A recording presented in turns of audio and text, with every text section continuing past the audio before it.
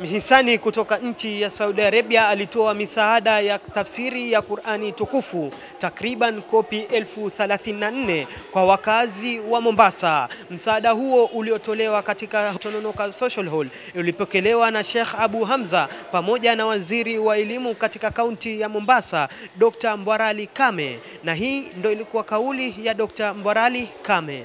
Kamili ambao kwamba umefanywa hiyo translation ya vilima vigumu katika Qur'an.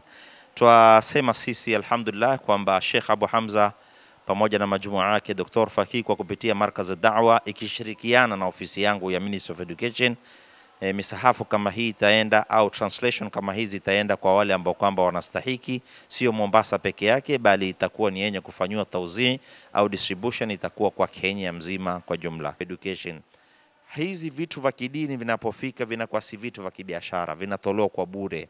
Hakuna ambaye kwamba anachajiwa hata shilingi 100 hapa. Hata ili holi mnaliona tumelitoa bure kwa sababu hizi ni vitu vya kidini. Serikali yetu kwa kupitia President William Ruto iweke consideration, ikiwa kuna mambo ya kidini au vitu ambavyo kwamba si vya kibiashara, basi zitolewe port for free bila kusumbuana.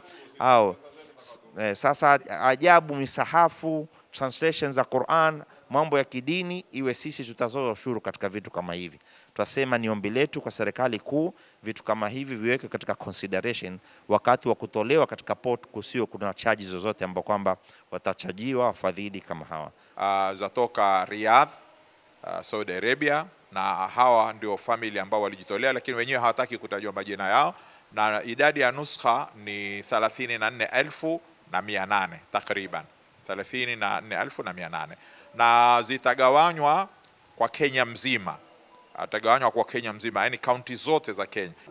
Kwa hivyo ni wa maduat, maimamu, mashekhe na wanafunzi ambao wamefikia marhala mutawasita na thanawia. Kwa nini mutawasita na thanawia? Sababu wale mutawasita na thanawia wajua lugha ya Kiarabu, na lengo la hiki kitabu ni kumfundisha mtu kujua vile vilma vigumu vilioko ndani ya Qur'ani maana yake ni nini.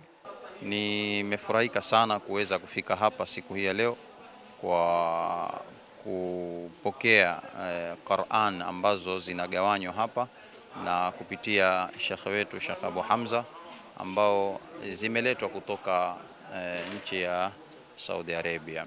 Ni Qur'ani ambazo zitaleta faida sana bila akhasi kwa wanafunzi katika madaris kwa mistawa mbalimbali, mustawa wa mutawassit wa khasa na mustawa wa thanawi mpaka mustawa wa jamiia mpaka ulama na mashekhe, kwa sababu ni Qur'ani ambao ndani yake zimeandikwa zile aya za Qur'ani, kisha baadaye kumetolewa zile gharaib almufradat. Dr. Mbwarali pamoja na Abu Hamza walithibitisha ya kwamba misaada hii haitokuwa ya kaunti ya Mombasa peke yake, bali yatazunguka Kenya nzima kwa wale wanaoelewa Kiarabu wapate kufahamu maana yake. Nikiripotia kutoka kaunti ya Mombasa, nafahamika kama Abdurrahman Alwi, na hii ni Al Hajar TV.